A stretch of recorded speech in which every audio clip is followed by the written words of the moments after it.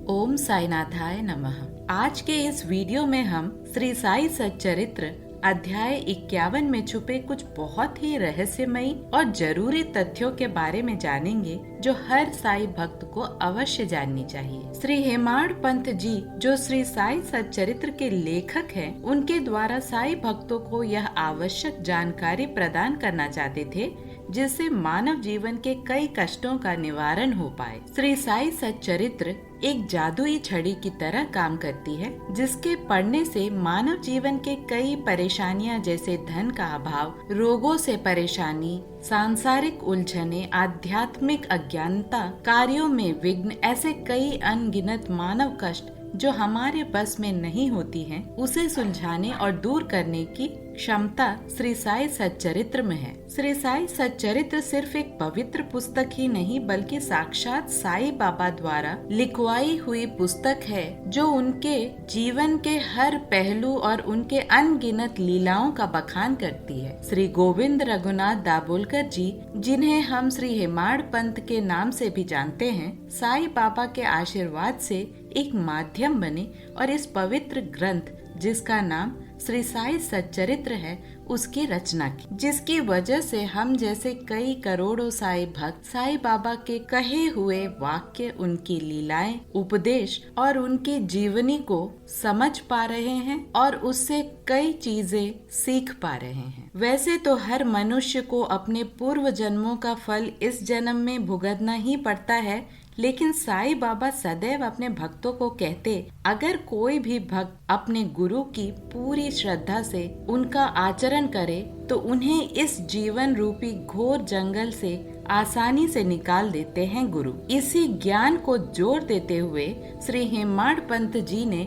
अध्याय 51 में कुछ बहुत ही जरूरी उपदेश हर साई भक्त को देना चाहा है। तो चलिए जानते हैं वे अनमोल रत्न जिन्हें श्री हेमाड़ पंत जी ने साई बाबा के आशीर्वाद से हम तक पहुंचाया। श्री साई सच्चरित्र अध्याय 51 में लेखक लिखते हैं कि अगर हर साई भक्त श्री साई सच्चरित्र का पारायण, यहाँ मैं पारायण का अर्थ बता दूं, पारायण का अर्थ होता है किसी भी ग्रंथ को शुरू से लेकर अंत तक पढ़ना। आगे हेमाड़ पंत जी लिखते हैं कि जो भी भक्त श्री साई सच्चरित्र के हर अध्याय को ध्यान पूर्वक नित्य पठन पूजन करे या सप्ताह पारायण करे, उन्हें मन चाहा फल अवश्य प्राप्त होता है। लेखक पाठकों से कहते हैं कि जो साई भक्त पवित्र गोदावरी नदी में स्नान कर साई बाबा की समाधि मंदिर में श्री साई बाबा के दर्शन कर श्री साई सच्चरित्र का पाठ आरंभ करे,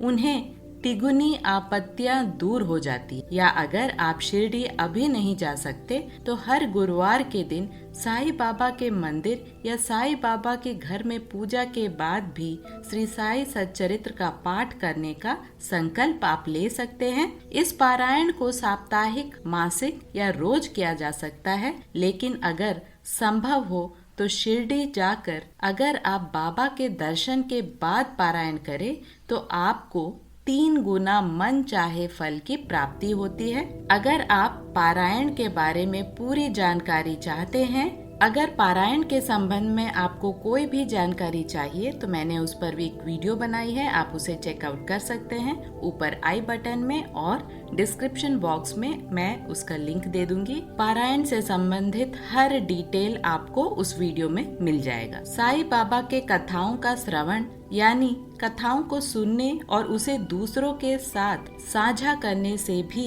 अनजाने में ही हम बाबा के करीब आ जाते हैं। हमें आध्यात्मिक ज्ञान की प्राप्ति होती है और हमारे सारे पाप नष्ट हो जाते। यदि कोई भक्त 3 अवस्था यानी जागृति, स्वप्न और निद्रा में किसी एक में भी साई बाबा का ध्यान कर पाए तो उन्हें सांसारिक चक्र से छुटकारा यानी जीवन की हर परेशानियों से छुटकारा प्राप्त हो जाता है। यह लेखक हमें सदैव साई बाबा का ध्यान करने की सलाह दे रहे हैं। अगर हम अपने भगवान और गुरु को न सिर्फ कष्ट परंतु सुख में भी ध्यान करें तो बाबा उन्हें अपना आशीर्वाद अवश्य देते हैं। यदि हम पूरी एकाग्रता से श्री साई सच्चरित्र का पाठ करें तो हमें दरिद्रता से मुक्ति, ज्ञान, धन और समृद्धि प्रदान होती है। श्री साई सच्चरित्र को अगर गुरु पूर्णिमा, गोकुल अष्टमी, रामनवमी, विजयदशमी और दीपावली के दिन अवश्य पढ़ना चाहिए, क्योंकि ये सारे त्योहार साई बाबा को बहुत ही प्रिय थे। अगर इन शुभ दिन पर श्री साई सच्चरित्र का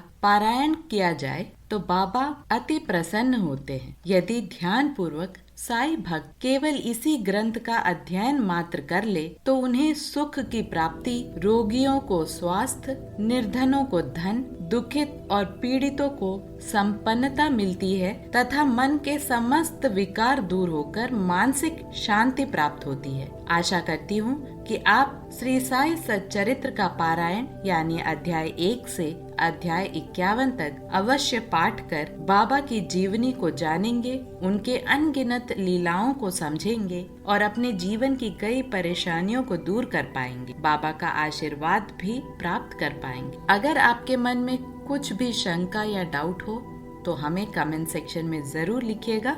ओम साईनाथाय नमः।